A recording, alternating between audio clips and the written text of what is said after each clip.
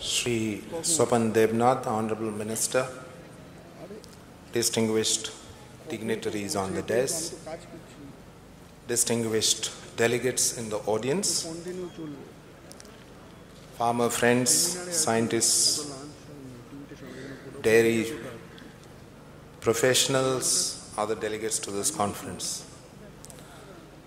Let me thank the organizers of the association for giving me this opportunity to share my thoughts with you today.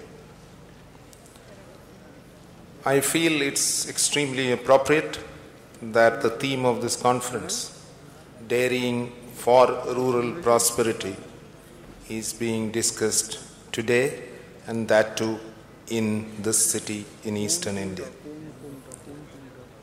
In my understanding, rural prosperity would not only mean economic growth for people living in rural areas, but also freedom from hunger, freedom from undernutrition, ill health, and lack of sanitation. In the context of this conference, the recent National Sample Survey Organization's numbers published in December 2014 throw some light. About 90% of households in India own less than 2 hectares of land, and over the years this number has been going up. This trend is likely to continue. In terms of dairy animals, only 10% of dairy animal owners own more than 4 animals. So dairying in India will continue to remain a smallholder's livelihood option. And I underline the word livelihood because that's the critical element in all discussions on dairying in this country. The other significant trend is the rapid urbanization that India is witnessing. The 2011 census show that we added about 91 million urban dwellers in 10 years. And some studies indicate that our urban population could be about 500 to 550 million by 2030. Rapid urbanization is also happening in smaller towns, and a very new phenomenon called census towns have emerged in 2011. Interestingly, 5 major milk producing states, Tamil Nadu, Gujarat, Maharashtra, Karnataka and Punjab, will have more than 50% people living in cities by 2030. This would give them an opportunity but also pose new challenges in meeting the demands not only of milk but also the recently seen explosion in the demand for milk products. At another level, however, a disconcerting fact that India will continue to have a number of people living in rural and backward areas who are hungry and undernourished. Dairying as a provider of nutrition, dairying as a provider of employment and income have to be recognized at the policy level as an effective state intervention in the context of rural prosperity for these regions. Unfortunately, a significant number of such poor people currently live in the eastern part of India. Analysis of consumption data of milk also shows that states which are traditionally milk deficient, most of them again in this region, show lower per capita consumption of milk compared to the better off states which are high milk producing states. And this needs to change as a policy intervention for more reasons than one. In spite of the fact that livestock and dairying in particular has been consistently increasing its contribution to GDP in the country, it is not getting reflected in the public spending for this sector. Numbers show that investment by government in this sector has actually decreased as a percentage of GDP. Now this needs for immediate correction. Because of the relatively less public expenditure in the livestock sector, the veterinary infrastructure and the quality of veterinary services remains inadequate, and much more inadequate if we compare the growth potential of the sector. Even the flagship schemes like Rashtriya Krishi Vikas Yojana, which recognized dairy as an important activity, has not been able to make perceptible changes in the quality and spread of veterinary services in the whole of the country. And in my view, this neglect can prove extremely costly in the long run. As has been stated many times before, India's smallholder dairy system has managed to make India and has retained its position as the largest producer of milk in the world at 138 million tons in 13-14. And we have been growing at about 4.5% per annum during the last decade against a global growth rate of about 2%. But much more important is that our per capita availability has also grown, which means that milk production has outpaced population growth, and we are at 302 grams per day in 13-14 as against a global average of 290. But in spite of all this, there is still a lot more scope for growing the dairy sector in the country, again for reasons that I mentioned earlier. The NDDB's achievement in Operation Flood is well known. I don't want to repeat the achievements of Operation Flood Phase 1, 2 and 3 and the structures that were built during this period. The interventions, the policy and the strategy are far too well known to warrant a repetition. But today, let it suffice to say that there are 200 dairy cooperatives with about 16 million producer members and about 160,000 dairy cooperative societies which collect, process and supply milk and milk products to the vast population in this country.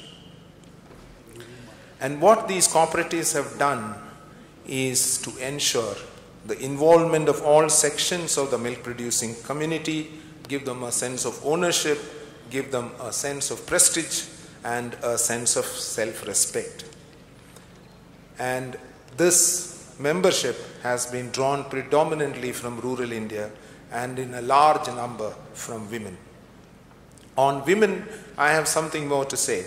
The cooperatives today have about 4.3 million women members, which is about 30% of the total number of members. Many of them have moved up the ladder from just dairy producers to members of the societies to the members of the management board, and we also have today 2 women-only dairy milk unions. We would like to see a much bigger participation of women in this program, and this is not only an economic necessity but I think a social need during this period. This is important from 2 perspectives. One, there is an increasing feminization of agriculture, and with increasing urbanization, a lot of men from rural areas are moving into urban areas. Therefore, women are going to be the prime movers of dairy development in this country. So the NDDB would appeal to every single cooperative society in the dairy sector in this country to get at least another 2 million women as new members in the next 10 years.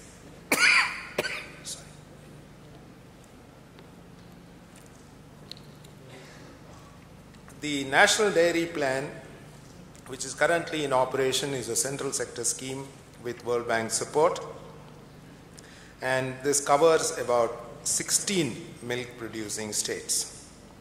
The main objectives are to increase productivity of milk animals and thereby increase milk production to meet the rapidly growing milk demand, and also to help rural milk producers with greater access to the markets. In addition to the National Dairy Plan, there are plans of the central government, the National Project for Bovine Breeding and Dairy Development, Livestock Health and Disease Control, National Livestock Mission, and RKVY, in operation. We in NDDB believe that convergence at the delivery level of all these programs is important for proper dairy development. Of course, there are challenges coming. Climate change is one of them.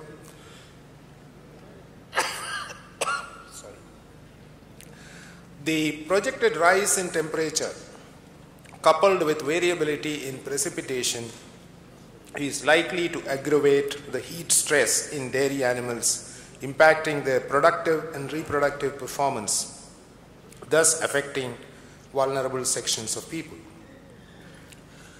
In fact, probably Dr. Srivastav would throw more light on this. We're still to grapple with what could climate change do to the disease profile of animals in this country.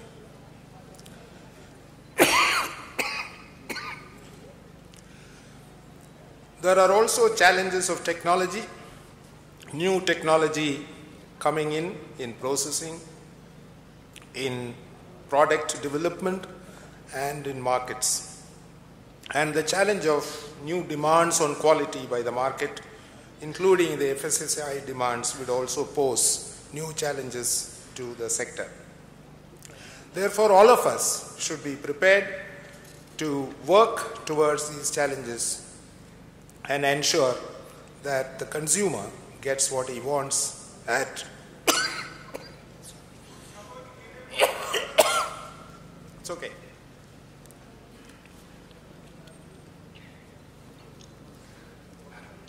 So let me, because I don't think I'll be able to carry on too long, so let me sum up and make the following observations. Though milk is the largest agricultural commodity in the country, the value of which is more than the combined value of paddy and wheat, public budgetary provisions for the sector is inadequate and much lower. The growth in milk production has been achieved by a combination of increase in animal population and productivity. We need to shift the balance in favor of better productivity. Management of feed and fodder is going to be crucial. Area-specific combinations need to be worked out. The share of the organized sector in handling of liquid milk needs to double in the next 5 to 10 years. Cooperatives and farmer producer organizations will continue to play a dominant role. The management and technical capabilities of these organizations need to be strengthened.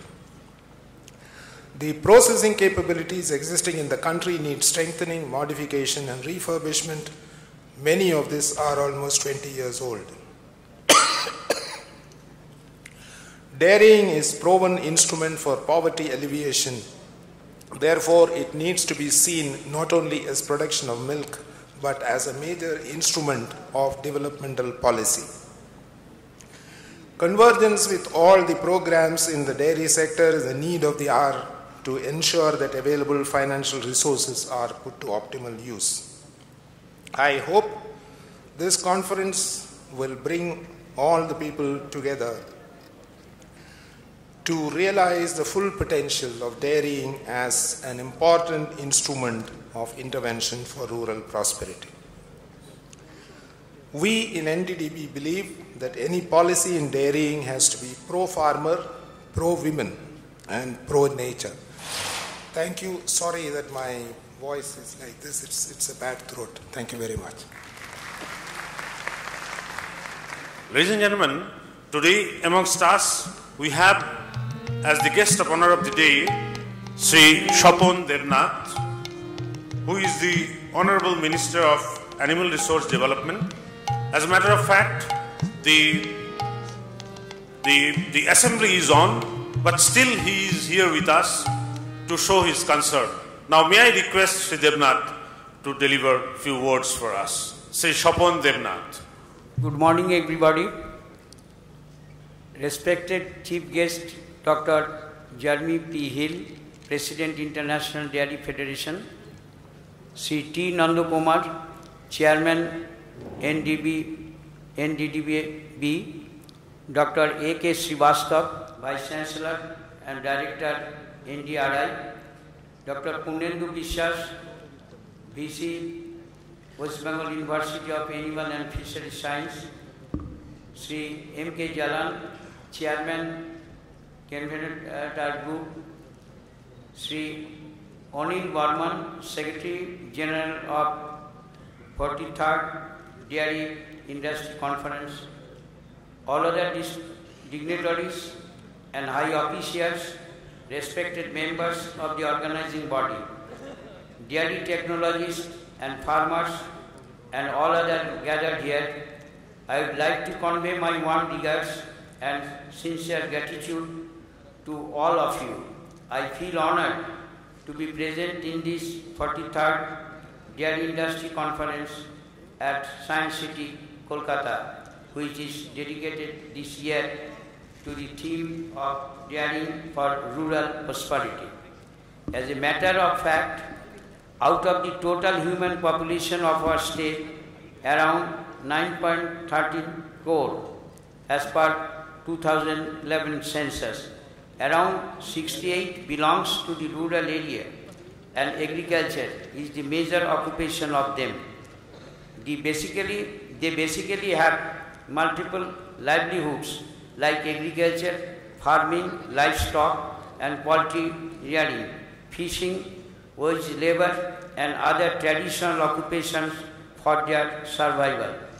One of the pillars of our state's rural economy is animal husbandry, which contributes 3.89% of the state domestic products and nearly 20.34% to the agricultural production. West Bengal ranks first in the cattle population in our country, standing 12th in the production of milk. The majority population is very poor milk yielder, and this is the main reason for our deficiency in milk production. To have a better future in terms of production of milk, Paschim Bongo Go Sampad Vikas Sanstha had been formed and made as the implementing agency for national project for cattle and buffalo breeding. Unemployed rural youths were engaged as AI workers named Prani Bandhu in the year 2002, and as a result we could observe the remarkable changes in the crossbred population. Though there are several constants like augmentation of production and productivity, AI coverage of the breedable bovine, less production of bulls with high genetic value and particularly cross-based Jersey and Holstein, loss of cross-based upgraded calves at the field level, deficiency in production of fodder, lack of effective milk cooperative system and other infrastructure, etc. The Paschim Bongo Go Sampad Vikas Sanstha is trying its level best to address all the constraints and difficulties and taking steps in the lookout to improve the milk production through development of genetically superior milk producing bovine population of the state, and the prime aspiration are to be restructure and reorient the cattle and buffalo breeding operation in the state. The West Bengal Cooperative Milk Producers Federation Limited, which was formed, is an apex body of milk cooperative in the West Bengal in the year 1883 for developing the dairy industry, is also simultaneously trying to develop the dairy scenario in the state in a sustained manner. It has several strong dairy infrastructure all over the state, out of which I would like to mention Mother Dairy Plant Hooghly, Himul Dairy Plant Darjeeling, Bhagirathi Dairy Plant Murshidabad, Metro Dairy Plant Joint Ventures North 24 Parganas, State Dairy Krishnanagar, through which the Federation is trying to fulfill the objectives of providing assured and remunerative market for the milk producers, supplying quality milk to the consumers, building village-level institutions in cooperative sector, facilitating rural economy by providing self-employment, etc. Our Dairy Development Directorate, which is engaged in the processing of raw milk and sell the milk and milk products through its own marketing network, has the following dairy plants under its fold: Central Dairy, Horinghata Dairy, Krishnanagar Dairy, Bardhaman Dairy and Durgapur Dairy. Bardhaman Dairy has already been handed over to the Mother Dairy Calcutta on management of asset basis in May 2013, and Durgapur Dairy has also been decided to be handed over to Mother Dairy Calcutta in the same manner very soon. The Directorate of Animal Resource and Animal Health is providing extensive health care facilities and technical support for disease diagnostic and is continuously trying to prevent, control and contain epidemics and other highly pathogenic disease. It is also responsible for production of crucial vaccines and has a plan to set up 40 mobile veterinary clinics for better animal health care services. This directorate implements the fodder development program and imparts training and awareness activities. Numerous achievements could be obtained through the coordinated efforts of all related wings for the betterment of this sector. But I would like to point out to some major events which will certainly speak on our efforts. 1. Our state has finalized specific breeding policy. The bull mother farmers of Horinghata and Salboni are maintaining large number of pure Sahiwal and Gir variety of cattle and are producing bulls of these two varieties as per MSP standard. 3. Another modern bull mother farm is almost complete at Kolani, Nodia, which is expected to get started by December 2015. All the frozen cement bull stations have been modernized with modern laboratory equipment and got the prestigious ISO 9001 and 2008 certificate from BIS in 2010 and 11. Around 3,200 numbers of Prani Bandhus are providing doorstep delivery of AI, first aid, vaccination, etc. And another 2,650 Prani Bandhus are going to be engaged during 2014 and 15. In addition, Gram Panchayat wise Lady Prani Mitras from SHG group members are also being engaged to provide services to small animals. Around 1.10 lakhs of bovines could be insured under livestock insurance scheme during 2013 and 14, 2014 and 15 up to January 2015. Increase in higher genetic potential calves birth from 3.09 lakhs 2001 and 2002 to 24.16 lakhs up to January 2015. The Department of Scientific and Industrial Research, Ministry of Science and Technology, Government of India has recognized the FSBS station, Horinghata, as R&D station, which is first phenomenon of India. Success in embroidery transfer technology, and so far 65 numbers of ET calves took birth. The production of frozen cement straw could be increased many-fold under National Dairy Plan 1. Procurement price of raw milk were increased with effect from 1st April 2014, which stood at rupees 22.60 and rupees 23.60 during the flush and lean season respectively.